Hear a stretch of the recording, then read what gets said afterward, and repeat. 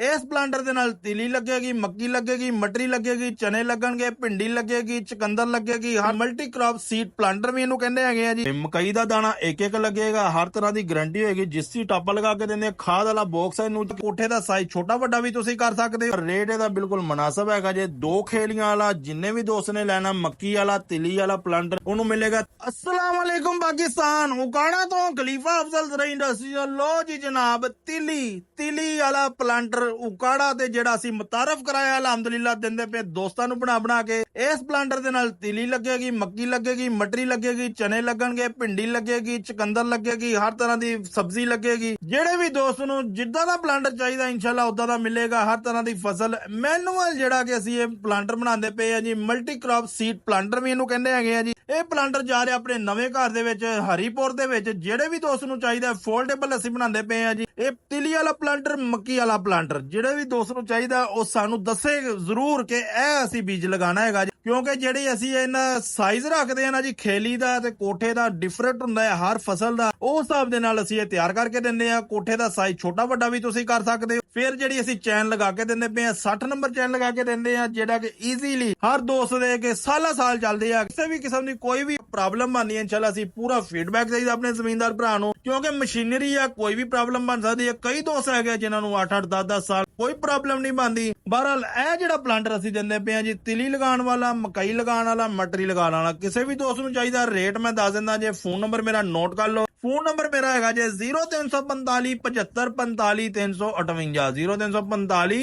7545 358 ਮੇਰਾ phone number ਹੈਗਾ ਜੇ। ਇੱਥੇ ਰਾਬਤਾ ਕਰਕੇ ਤੁਸੀਂ ਹਰ ਤਰ੍ਹਾਂ ਦੀ ਮਾਲੂਮਾਤ ਲੈ ਸਕਦੇ ਹੋ। ਹਰ ਤਰ੍ਹਾਂ ਦੇ ਪਲਾਂਟਰ ਦੀ, ਪਲਾਂਟਰ ਵਾਲਾ ਘਰ ਜਿਹੜਾ ਕਿ ਉਕਾੜਾ ਦੇ ਵਿੱਚ ਹਰ ਤਰ੍ਹਾਂ ਦਾ ਪਲਾਂਟਰ ਆਪਣੇ ਦੋਸਤਾਂ ਨੂੰ ਬਣਾ ਕੇ ਦੇਈ ਜਾ ਰਹੇ ਆ। ਅੱਗੇ ਜਿਹੜੇ ਦੋਸਤਾਂ ਦੇ ਆਰਡਰ ਬੁਕਿੰਗ ਹੋਏ ਪਏ ਨੇ ਉਹ ਵੀ ਅਲਹਮਦੁਲਿਲਾ ਅਸੀਂ ਬਣਾਈ ਜਾ ਰਹੇ ਹਾਂ, ਦੇਈ ਜਾ ਰਹੇ ਹਾਂ। ਇਹ ਪਲਾਂਟਰ ਜਿਹੜਾ ਕਿ ਅਸੀਂ ਮੁਕੰਮਲ ਕਰਕੇ ਅੱਗੇ ਹੈਂਡਲ ਨੂੰ ਰੱਸੀ ਲਗਾ ਕੇ ਹਰ ਤਰ੍ਹਾਂ ਦੀ ਇਹਨੂੰ ਚੀਜ਼ਾਂ ਜਿਹੜੀਆਂ ਅਸੀਂ ਮੈਨੂਅਲ ਤਰੀਕੇ ਦੇ ਨਾਲ ਤਿਲੀ ਵਾਸਤੇ ਜਿਹੜਾ ਕਿ ਅਸੀਂ ਪਲਾਂਟਰ ਦਿੰਦੇ ਆ, ਉਹਨੂੰ ਥੋੜਾ ਜਿਹਾ ਦੇਸੀ ਤਰੀਕੇ ਦੇ ਨਾਲ ਅਸੀਂ ਚੇਂਜਿੰਗ ਕਰਕੇ ਦਿੰਦੇ ਆ। ਕਸਟਮਰ ਨੂੰ ਸਮਝਾ ਦਿੰਦੇ ਆ। ਵੈਸੇ ਬੜੇ ਦੋਸਤ ਫੋਨ ਕਰਦੇ ਨੇ ਕਿ ਕਿੱਦਾਂ ਲੱਗਦੀ ਹੈ, ਕਿਉਂਕਿ ਜਿਹੜੇ ਦੋਸਤ ਨੇ ਸਾਡੇ ਕੋਲ ਪਲਾਂਟਰ ਲੈਣਾ ਅਸੀਂ ਉਹਨਾਂ ਨੂੰ ਹੀ ਸਮਝਾਣਾ, ਉਹਨਾਂ ਨੂੰ ਦੱਸਣਾ ਹੈਗਾ। ਕਿਉਂਕਿ ਥੋੜੀਆਂ ਜਿਹੀਆਂ ਵਿੱਚ ਦੇਸੀ ਤਰੀਕੇ ਦੇ ਨਾਲ ਅਸੀਂ ਚੇਂਜਿੰਗ ਕਰਦੇ ਆ। ਸੀਡਰ ਦੀ ਜਿਹੜਾ 2-2 ਦਾਣੇ ਸਿਰਫ ਤਿਲੀ ਦੇ ਲਗਾਵੇ, ਮਕਈ ਦਾ ਦਾਣਾ ਇੱਕ ਇੱਕ ਲੱਗੇਗਾ, ਹਰ ਤਰ੍ਹਾਂ ਦੀ ਗਾਰੰਟੀ ਹੋਏਗੀ। ਜਿਸੀ ਟਾਪਾ ਲਗਾ ਕੇ ਦਿੰਦੇ ਆ, ਖਾਦ ਵਾਲਾ ਬਾਕਸ ਇਹਨੂੰ ਕਹਿੰਦੇ ਹੈਗੇ ਜੀ। ਇਹ ਟਾਪਾ ਜਿਸੀ ਹੁੰਦਾ ਹੈਗਾ ਜੀ, ਤਾਂ ਕਿ ਇਹਦੇ ਵਿੱਚ ਨਮੀ ਆ ਜਾਵੇ, ਬਾਰਿਸ਼ ਦਾ ਪਾਣੀ ਪੈ ਜਾਵੇ, ਵੈਸੇ ਗਿੱਲਾ ਹੋ ਜਾਵੇ, ਫਿਰ ਵੀ ਇਹਨੂੰ ਜ਼ੰਗ ਵਗੈਰਾ ਨਹੀਂ ਪੈਂਦਾ, ਸਾਲਾਂ ਸਾਲ ਚੱਲਦਾ ਹੈਗਾ। ਹੁਣ ਮੈਂ ਇਹਦਾ ਤੁਹਾਨੂੰ ਰੇਟ ਵੀ ਦੱਸ ਦਿੰਦਾ ਵਾਂ। ਰੇਟ ਇਹਦਾ ਬਿਲਕੁਲ ਮੁਨਾਸਬ ਹੈਗਾ ਜੇ। 2 ਖੇਲੀਆਂ ਵਾਲਾ ਜਿੰਨੇ ਵੀ ਦੋਸਤ ਨੇ ਲੈਣਾ ਮੱਕੀ ਵਾਲਾ ਤਿਲੀ ਵਾਲਾ ਪਲਾਂਟਰ ਉਹਨੂੰ ਮਿਲੇਗਾ 3,70,000 ਰੁਪਏ ਦਾ। ਸਿਰਫ ਔਰ ਸਿਰਫ 3,70,000 ਰੁਪਏ ਦਾ। 3 ਖੇਲੀ ਵਾਲਾ 4,70,000 ਰੁਪਏ ਦਾ ਜੀ।